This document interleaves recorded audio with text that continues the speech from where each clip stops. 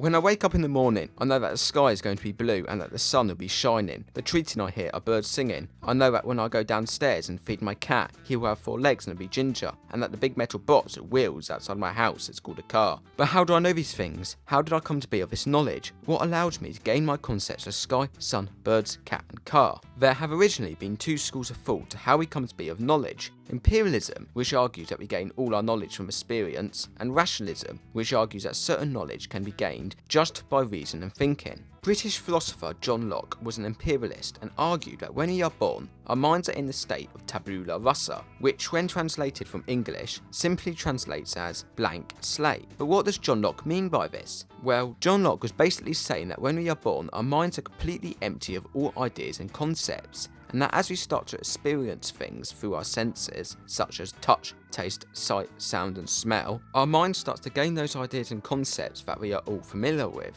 For instance, a newborn baby might see a dog and therefore gain the concept of dog. On top of this, Locke says as our mind gains certain concepts, it starts to group them together to form more complex concepts. For example, it may group the concepts of cat, dog and cow together to form the concept of animals, or group box, wheels, motor together to form the concept of car. This view on how we gain knowledge is supported by Scottish philosopher and heavy pie eater David Hume, who says a blind man can form no notion of colours, a deaf man of sounds, restore either of them that sense in which he is deficient by opening this U-inlet for his sensations. You also open an inlet for the ideas, and he finds no difficulty in conceiving these objects. This suggests that surely then our ideas can only come from sense experience. However, rationalists would strongly disagree and instead argue that there is some knowledge that we can get without needing to have experienced anything. For example, a rationalist like Descartes would argue that concepts such as mathematics can be gained without experience. He backs up this claim by saying that we can conceive the concept of a shilligan, a 1,000-sided shape, without having experienced such an object. Other mathematical concepts, such as square root, equals and plus, also do not seem to have come from experience, implying that the empiricist view that all knowledge comes from sense experience is false. Lastly, we have a look at a more modern view of how we gain knowledge, raised by German philosopher Immanuel Kant. Kant is neither an imperialist nor is he a rationalist. Instead, being German, he created his own theory. Kant argued that we are born with certain innate concepts that allow us to make sense of the world. The official term he gives to these are predetermined conceptual schemes. Kant argues that without these concepts, our experiences would just be an unintelligible buzz of sensation. To illustrate this point, he gives the analogy of a ship sailing down a river. He says that if we looked at a ship sailing down a river without the predetermined concept of causality, we would perceive the boat as a different object every time it moved, and our perception of it changed. It is only our concept of causality that we are born with that tells us that the boat is the same boat that we saw a few seconds ago up the river.